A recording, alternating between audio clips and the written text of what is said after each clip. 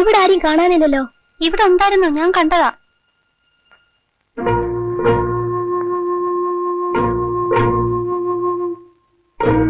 Mister,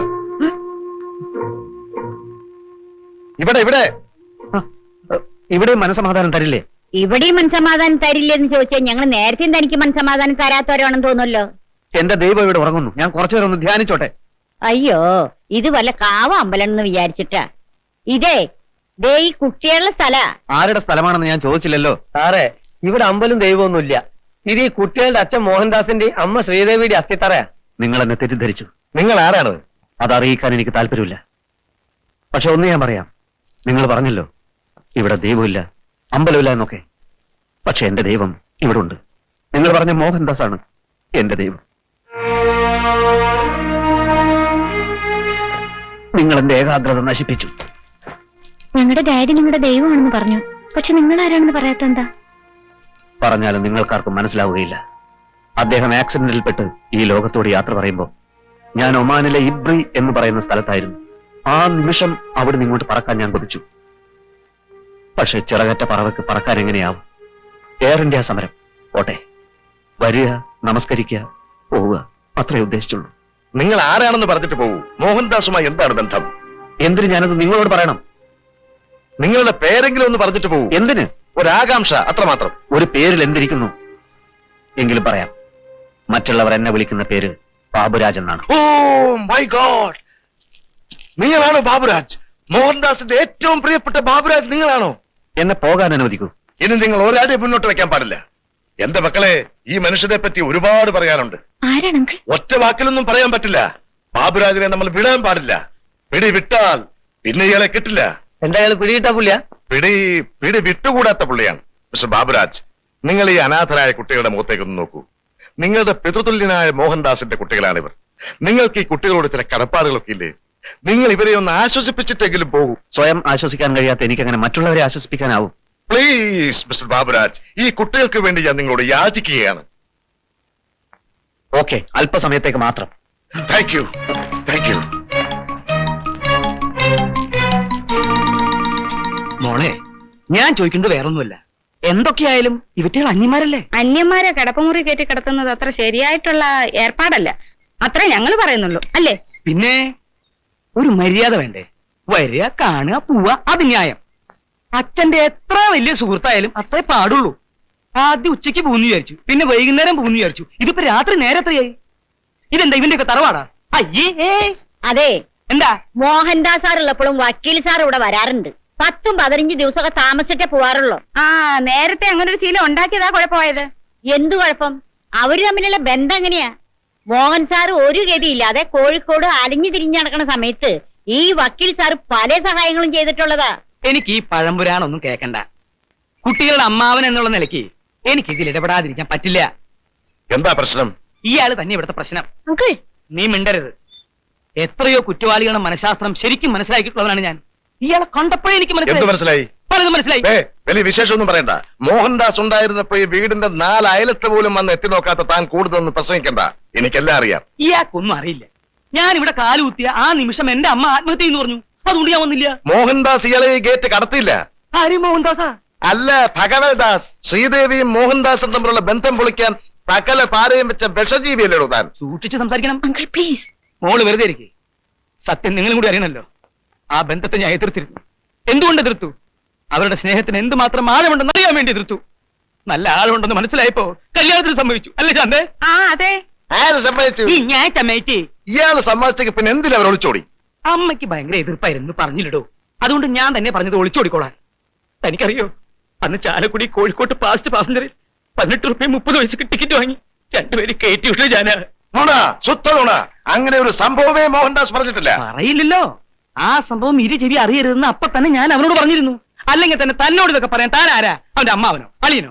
ഞാൻ ആരാണ് തനിക്ക് പിന്നീട് മനസ്സിലാകും. താൻ തന്റെ പെങ്ങളെ തട്ടിക്കൊണ്ടു പോയെന്ന് പറഞ്ഞ് കോടതിയിൽ ഹേബിയസ് കോർപ്പസ് കേസ് കൊടുത്തില്ലേടൂ? എന്ത് ഹേബിയസ് കോർപ്പസ്? ആ, ഇതൊക്കെയാണ് തെറ്റിദ്ധാരണ എന്ന് പറയുന്നത്. മോളെ, ഞാൻ കോടതിയെ സമീപിച്ചത് ശരിയാ.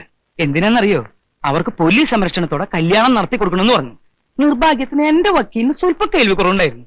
ഞാൻ പോലീസ് സംരക്ഷണം എന്ന് പറഞ്ഞത് അയാൾ കേട്ടത് ഹേബിയസ് കോർപ്പസ് എന്നാ. അതെങ്ങനെയാ? ഇതുപോലത്തെ വക്കീൽമാരല്ലേ? ഇതൊക്കെ വിശ്വസിക്കാൻ കാതിൽ പൂ വെച്ച് കളിക്കവളെ നാളെ വരും.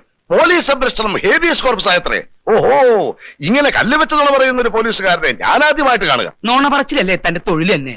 അതുകൊണ്ട് ഏത് സത്യവും തനിക്ക് നുണയായിട്ട് തോന്നും. മോഹൻദാസിനെ താൻ ഗുണ്ടകളെ വിട്ട് തല്ലിച്ചതോ? തല്ലിച്ചതോ?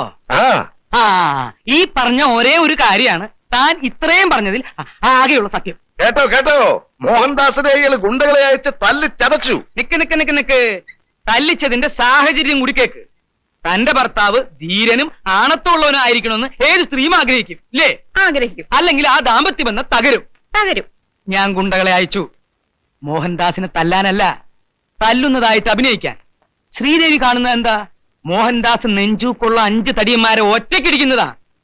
ആ ഒറ്റ സംഭവത്തിൽ ആ ദാമ്പത്യ ബന്ധത്തിന് കെട്ടുറപ്പുണ്ടായത്. ഇപ്പൊ തനിക്ക് വിശ്വാസം ഇല്ലേ? ഇതൊക്കെ ആരെങ്കിലും വിശ്വസിക്കോടൂ? താൻ വിശ്വസിക്കണ്ട. എത്രയും പെട്ടെന്ന് ഇവിടുന്ന് ഇറങ്ങി തന്നാ മതി. വക്കീലങ്ങളിൽ ഇവിടുന്ന് ഇറക്കി വിടാനോ? ശരി, ഇയാള് നാളെ പോയിക്കോട്ടെ. മറ്റവനാരാ? അവനെ ഈ നിമിഷം ഇവിടുന്ന് ഇറക്കി വിടണം.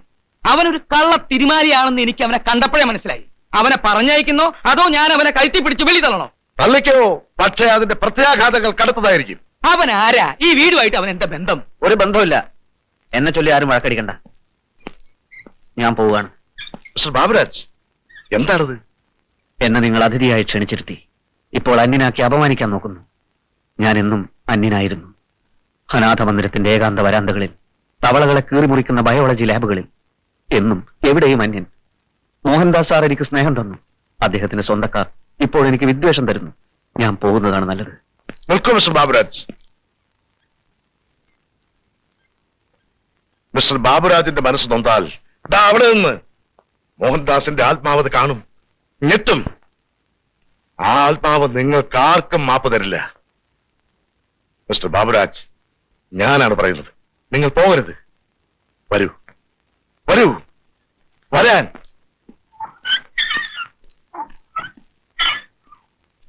ഒപ്പിടുമോളെ. എന്താ അങ്കിൾ ഇത്? വക്കീലെങ്കിലാ പറയുന്നു ഒപ്പിടാൻ. എന്റെ മോഹൻദാസിന്റെ മക്കൾക്ക് മനസമാധാനമായിട്ട് ഇവിടെ ജീവിക്കാൻ പറ്റുമെന്ന് എനിക്കറിയണം. മോളിൽ ഒപ്പിട്. ഇതിലെന്താ എഴുതിയിരിക്കുന്നു അങ്കിൾ? വളരെ ചെറിയൊരു പോലീസ് കംപ്ലൈന്റ് ആണ്. ചെവി അറിയാതെ അമ്മാവനെയും അമ്മാവിയെയും പോലീസ് ഇവിടെ വന്ന് പൊക്കിക്കോളൂ. അത് ഞങ്ങൾ കംപ്ലൈന്റ് കൊടുത്തതാണെന്ന് അവരറിയില്ല അങ്കിൾ.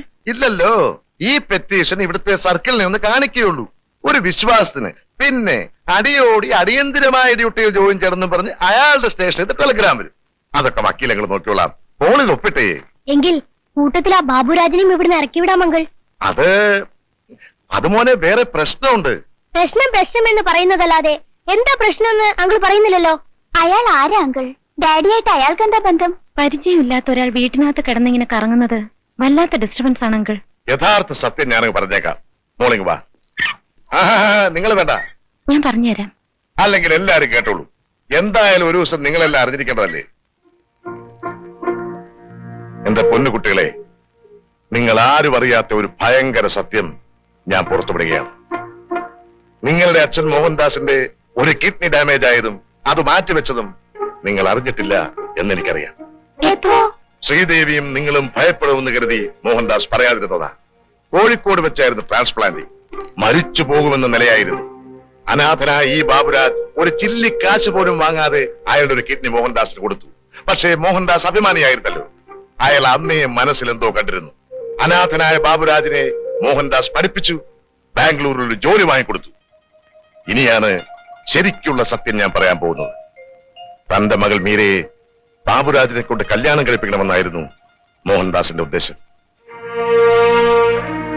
സൽ സ്വഭാവിയായ ബാബുരാജാണ് തന്റെ മകളെ കെട്ടുക എന്ന് മോഹൻദാസ് എന്നോട് പറഞ്ഞിരുന്നു. ബാബുരാജിനും അതറിയാം. പാവം മോഹൻദാസ് ആഗ്രഹം സാധിക്കാതെ അവൻ ഈ ലോകത്തു നിന്നും പോയി.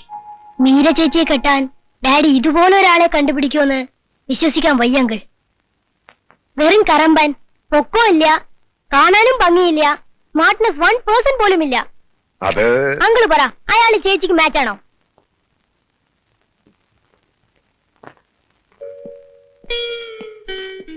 സമയമായോ? ഇതിന് കുറച്ച് ടൈം എടുക്കും.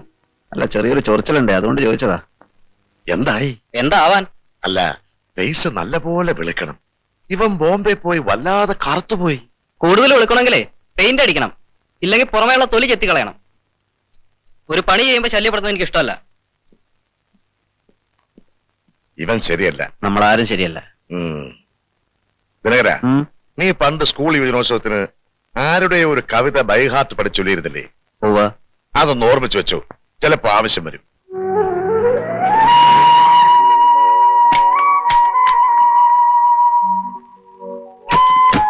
വാ ദേ, കണ്ടോ മഹാത്ഭുതം കണ്ടോ? അത്ഭുതമൊന്നും കാണുന്നില്ലല്ലോ. ഉണ്ട്. മൂടിയാണ്, സ്മാർട്ടല്ല, കടമ്പരാണ് എന്നൊക്കെ നിങ്ങൾ പറഞ്ഞ ബാബുരാജിനെ കണ്ടോ?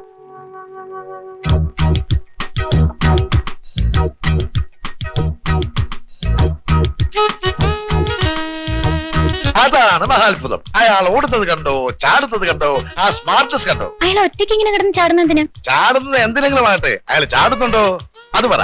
Come on. നേരത്തെ ഞാൻ ഇതുവഴി പോയപ്പോഴാ ആ സ്മാർട്ട്നെസ് കണ്ടത്. അത്ഭുതം കൊണ്ട് ഞാൻ അയാളോട് ചോദിച്ചു. അപ്പോഴാണ് അറിയുന്നത് പണ്ടേ അയാൾ ഭയങ്കര സ്മാർട്ട് ആയിരുന്നു. ഏതോ ഒരു കളിയിൽ ഇന്ത്യൻ ടീമിന്റെ ക്യാപ്റ്റൻ ആയിരുന്നു അത്രേ ബാബുരാജ്. ഏതിന്ത്യൻ ടീം? ഏതോ ഒരു ഇന്ത്യൻ ടീം. മാത്രമല്ല അയാളുടെ കവിയാണ്. കവി എന്ന് പറഞ്ഞാൽ വെറും കവിയല്ല, നിമിഷ കവി. എന്തിനെ കുറിച്ച് പറഞ്ഞാലും ആ പറഞ്ഞതിനെ കുറിച്ച് കവിത ഉണ്ടാക്കും. പരീക്ഷിക്കാനായി ഞാനൊരു സബ്ജക്ട് പറഞ്ഞു. അപ്പ ചൊല്ലി കവിത, ഇട്ടി വെട്ടുന്ന കവിത. അങ്ങനെയാണോ? എന്നാൽ ഞാനൊരു സബ്ജക്ട് പറയാം. കവിത ഉണ്ടാക്കാൻ നോക്കാലോ? പിന്നെ വാ. പക്ഷെ ബാബുരാജ്, എല്ലാരും എന്താ ഇവിടെ? ഞങ്ങളൊക്കെ വെറുതെ. ഞാനൊരു സബ്ജക്ട് പറയാം. ആ കവിത എഴുതാനേ ഞാൻ പറയാം. വേണ്ട, ഞാൻ പറയാം. ശരിയാവൂല മോനെ. ശരിയാവും. അല്ല കുട്ടി പറയട്ടെ, പറയൂ. കുന്തം. എന്റെ സബ്ജക്റ്റ് കുന്തമാണ്. കുന്തത്തെ പറ്റി ഒരു കവിത ചൊല്ല്. മോനെ, ബാബുവേട്ടനെ കളിയാക്കരുത്. പക്ഷെ ബാബുരാജ്, Yeah.